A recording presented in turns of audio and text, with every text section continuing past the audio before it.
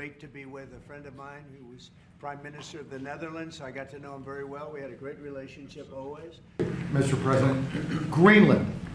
What is your vision for the potential annexation of Greenland and getting them potentially to Well, I think it'll happen, and I'm just thinking, I didn't give it much thought before, but I'm sitting with a man that could be very instrumental. You know, Mark, we need that for international security, not just security, international. We have a lot of our favorite players, cruising around the coast, and we have to be careful. And we'll be talking to you. It's a very appropriate, really a very appropriate question. There's an issue in the high much. north, so the Arctic. So what you did. So when it comes to Greenland, yes or not joining the US, I would leave that outside for me, this discussion, because I don't want to drag NATO in that. But when it comes to the high north and the Arctic, you are totally right. The Chinese are now using these routes. We know that the Russians are rearming. We know we have a lack of icebreakers. So the fact that the outside Russia, there are 7 Arctic countries working together on this under US leadership is very important to make sure that that region, that part of the world stays safe. And we know things are changing there and we have to be there.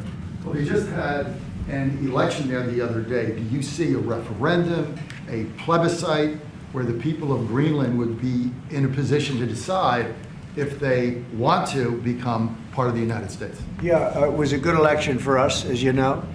It was not a referendum. It wouldn't be called that. It was an individual election. But the person that did the best is a very good person, as far as we're concerned. And so we'll be talking about it, and it's very important what was happening. It's become a little bit of a show, but they wanted to see what was happening, and I think a lot of.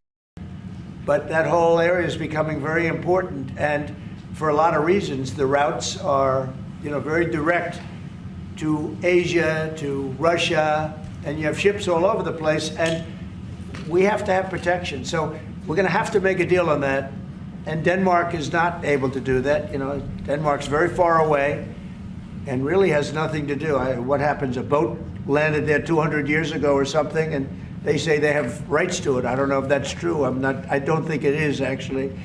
But we've been dealing with Denmark, we've been dealing with Greenland, and we have to do it. We really need it for national security. I think that's why NATO might have to get involved in a way, because we really need Greenland for national security. It's very important. We have a couple of bases on Greenland already, and we have quite a few soldiers, and maybe you'll see more and more soldiers go there. I don't know. What do you think about that, Pete? So, don't answer that, Pete. Don't answer that question.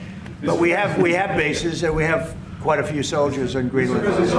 That group is through the roof because now they realize that in the United States that President Trump's